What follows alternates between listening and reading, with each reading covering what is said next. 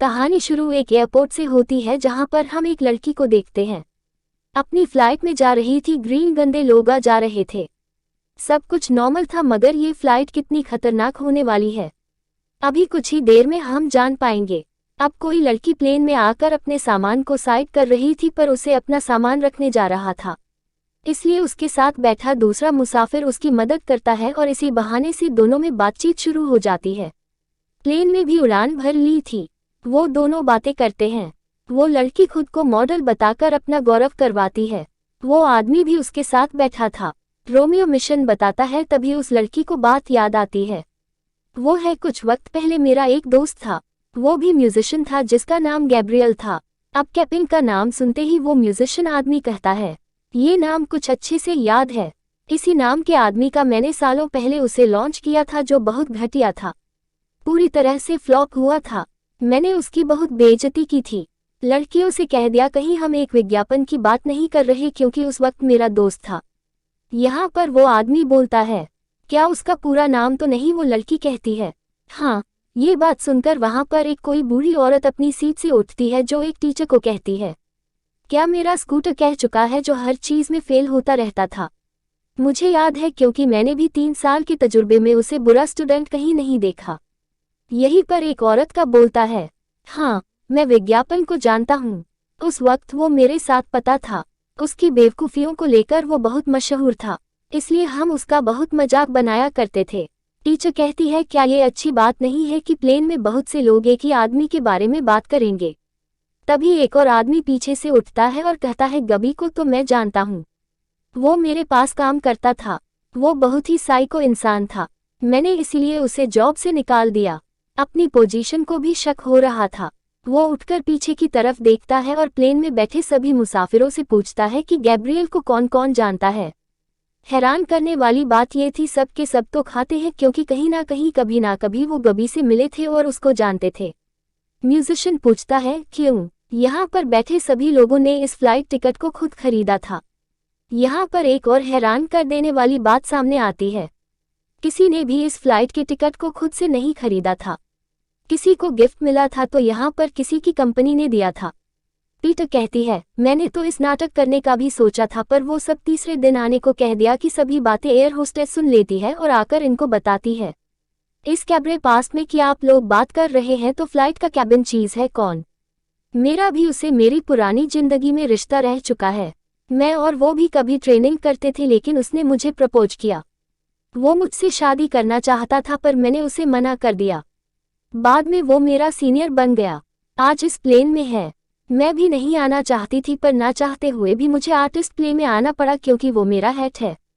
परेशानी वाली बात यह है, कुछ वक्त पहले पायलट्स के हिस्से में गया था, पर अब तक वापस नहीं आया। किसी ने भी दरवाजा नहीं खोला। इसके अलावा दोनों पायलट कोई जवाब नहीं दे रहे। म्यूजिशियन परेशान हो जाता है। वो कहता है, इसका मतलब ये है कि यहाँ पर जितने भी इंसान मौजूद हैं, सब ने कभी ना कभी कहीं ना कहीं कपिल के साथ बुरा किया है। वो उस लड़की से पूछता है, तो उसकी दोस्त ही ना, तुमने क्या गलत किया था? क्या ये गैब्रियल मुझे पसंद करता था? पर मैं उसके दोस्त को, मैंने उसको धोखा दिया। जीतू उसके साथ मिलकर इसने गैबल को धोखा दिया था। वो भी इसी प्लेन में मौजूद था। तभी प्लेन ही में लगता है सबके सब धोखा ज्यादा डर गए थे, जहां सही एक बुरा आदमी होता है। पार्टी में जोकर गोविंद को आवाज देता है, कहता है, प्लीज दरवाजा खोलो।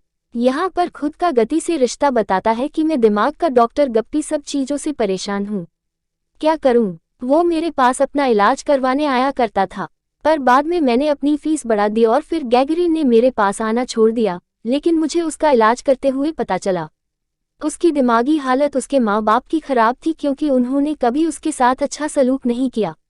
यहाँ से अब वो उसे वापस देता है, तो हमारे से बदला नहीं ले सकते, क्योंकि तुम्हारी ऐसी जिंदगी के जिम्मेदार तुम्हारे माँ बाप है। पर प्रेमी की तरफ जा रहा था। कैप्टन ने वहां बड़ी प्लानिंग करके अपनी जिंदगी खराब करने के जिम्मेदार लोगों से बदला लेने का सोच लिया था, पर उस प्लेन में उसके माँ बाप तो नहीं थे। सभी डर से चिल्ला रहे थे। सलीम नीचे शहर की तरफ जा रहा था। तभी हम देखते हैं, एक बूढ़ा कपल अपने गार्डन में बैठे थे और उन्हें ऊपर से एक प्लेन आता दिखाई देता है, जो उनकी तरफ आ रहा था।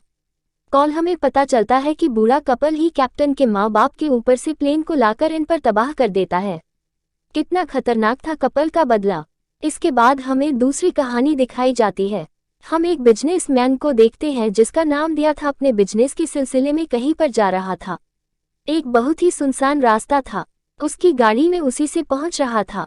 तभी अचानक से एक और गाड़ी उसकी गाड़ी के आगे आ जाती है जो बहुत ही आहिस्ता चल रही थी।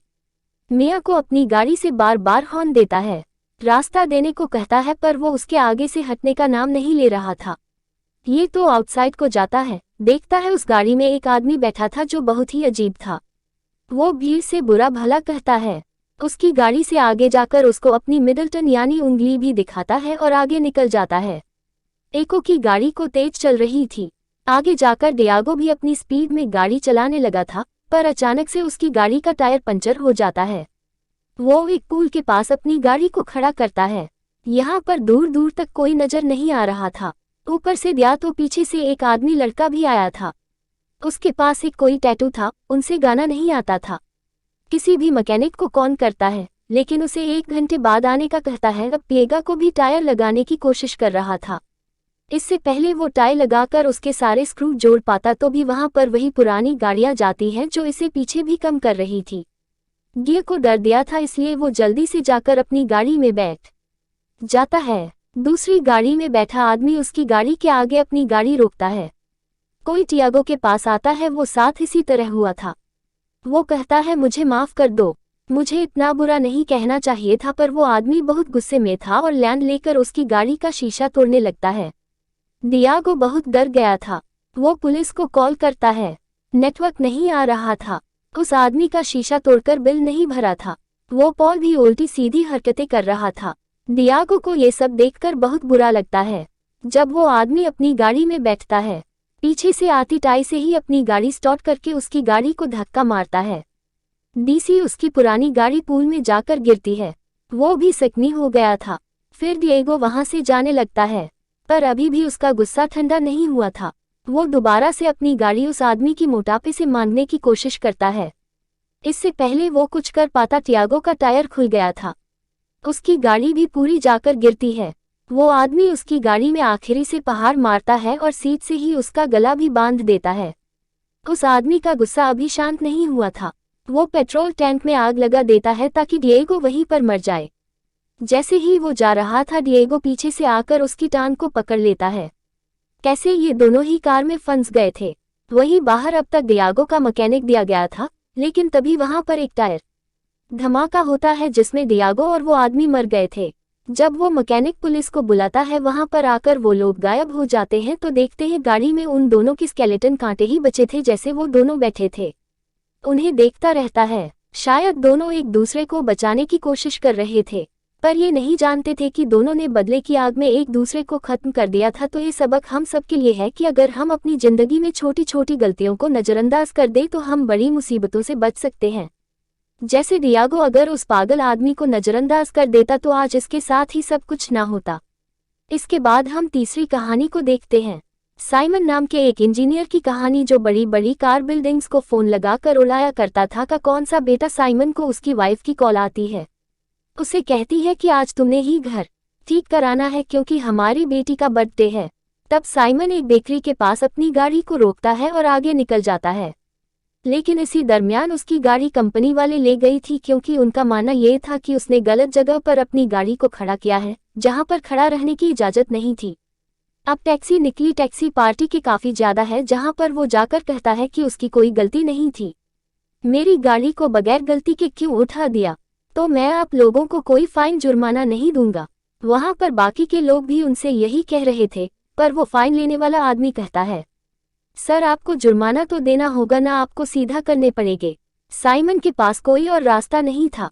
किसी भी होटल मालिक अपनी गाड़ी को छुड़वा लेता है, पर पैसे की वजह से साइमन रोटी खाए नहीं पहुंच पाता। घर पर उसकी बेटी एक छोटी सी पेस्ट्री से अपना बर्थडे सेलिब्रेट कर लेती है। जब घर आता है तो उसकी वाइफ उससे बहुत नाराज थी क्योंकि साइमन हमेशा से ही मानता था कि हमारी कोई ईमानदारी से काम नहीं करती और इन्हीं चक्करों में लगा रहता था। अगले दिन वो कॉमेट ऑफिस पहुंचता है ताकि अपने ऊपर लगे कलेक्टर होने की शिकायत कर सके, पर यहाँ पर गॉड में ऑफिसर से कहता है जो आपका जुर्माना है आपको किसी भी हाल में देना है। ये बात सुनकर साइमन भड़क गया था और उस पर हमला कर देता है। वहां खड़े लोग सब उसको हौसला दे रहे हैं, लेकिन इतने में पुलिस आ जाती है जो उसको गिरफ्तार होने दिया। थोड़ी ही देर में साइमन का दोस्त पुलिस स्टेशन जाकर उसको छुड़वा लेता है, मगर अब ये सब्र का पानी भी छोड़ चुकी थी। इस वजह से उसे नौकरी से निकाल दिया जाता है। उसकी वाइफ भी डाइवोर्स नाश्ते केस को फाइल कर देती है। उसको उसकी बेटी की कस्टडी भी नहीं मिलती क्योंकि उसके पास अब कोई नौकरी भी नहीं थी। उसको इसके अलावा कोई भी नौकरी नहीं दे रहा था, लेकिन दोबारा से उसकी गाड़ी को कंपनी वाले उठाकर ले जाते हैं।